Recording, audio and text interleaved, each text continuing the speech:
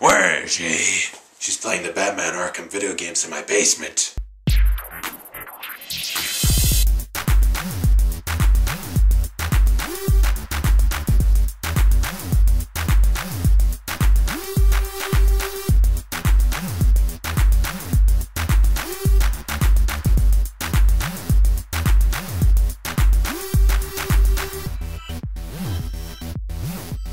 So I'm here to talk about the Batman Arkham games. And oh yeah, I brought a batarang for this one. I'm dangerous, but you know, this doesn't do it justice.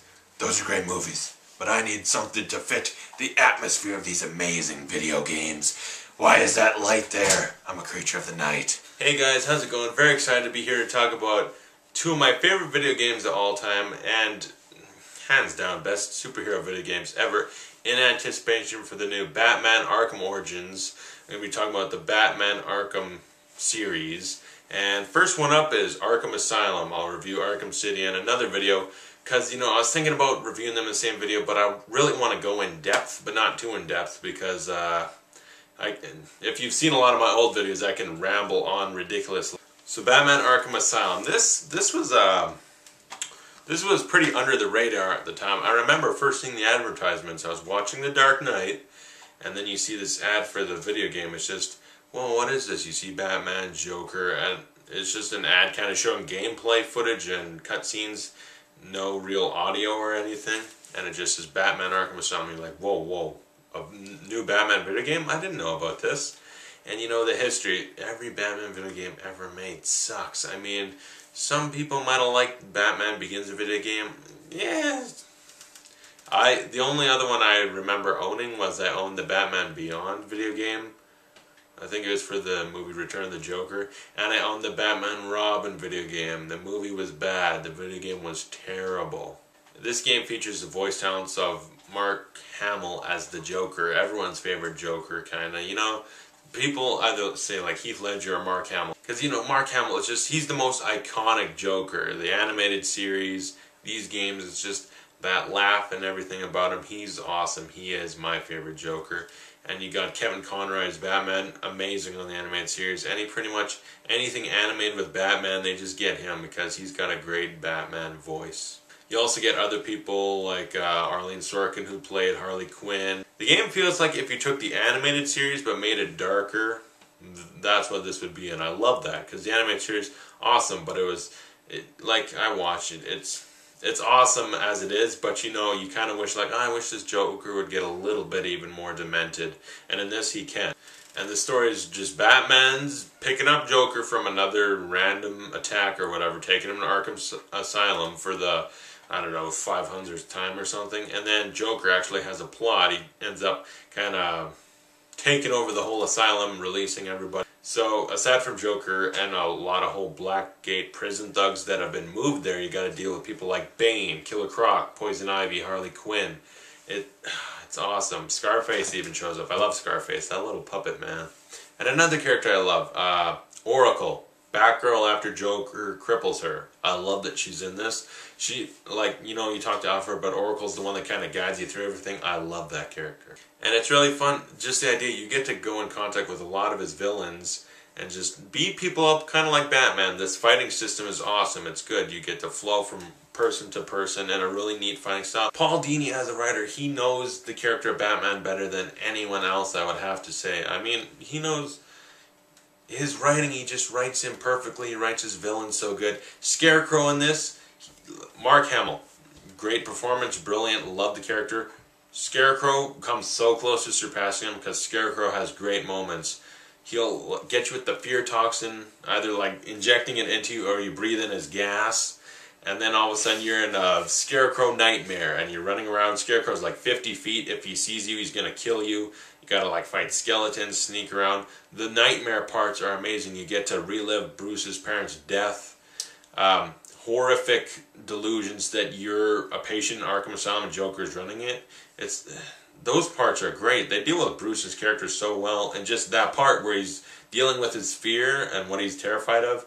I mean, when you're tripping out on the fear toxin, all of a sudden you die, and it says like, oh, use the middle stick to dodge this gun. And it's like, I'm sitting there like, which one's there's two, what do I do? And I actually replayed, I'm like, what do I gotta do? And then I realized, oh, that was supposed to happen. And then there's a part where the game actually glitches out, and I'm like, no, no, no. I was so scared that the game was broke somehow, and I was like, why? Oh, why? And it turns out that's part of a nightmare from the fear toxin. Scarecrow's awesome in this game. And Killer Croc, man, Killer Croc. He pisses me off in this game. He's scary. He's like, what, 14 feet, giant crocodile that wants to eat me? Okay, terrified. The dude's level. I hate it. I know what they're trying to do. You gotta sneak around the sewers to get something, and then he keeps popping up trying to kill you.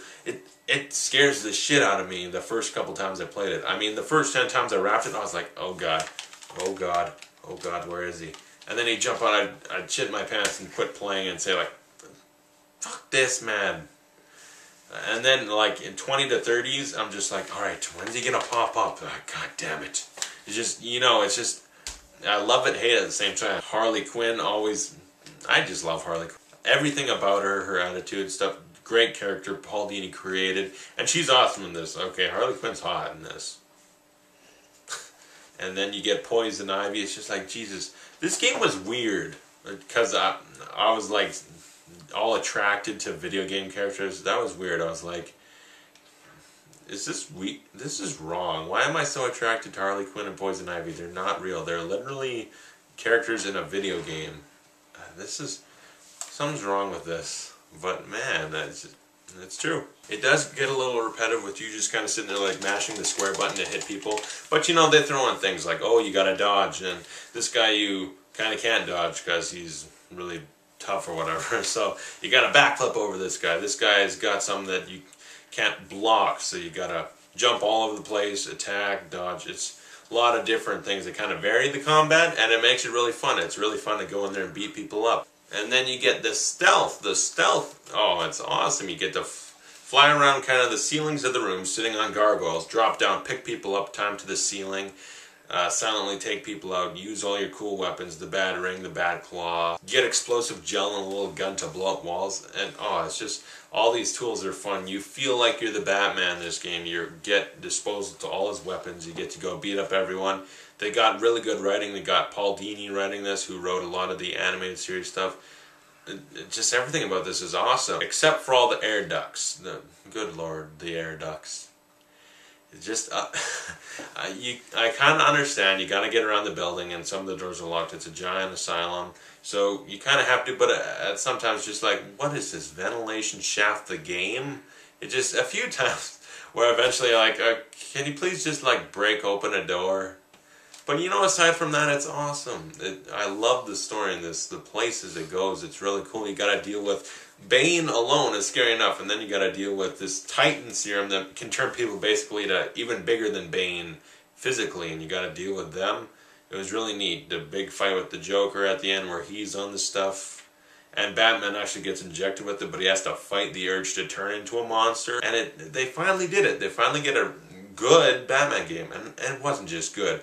It's like having a string of just, okay, it's crap shit, no one likes it, and all of a sudden you knock it out of the park. So this game is amazing, I love it, and I've honestly played it so many times, where am I at? I may have wrapped it like 30 times or more.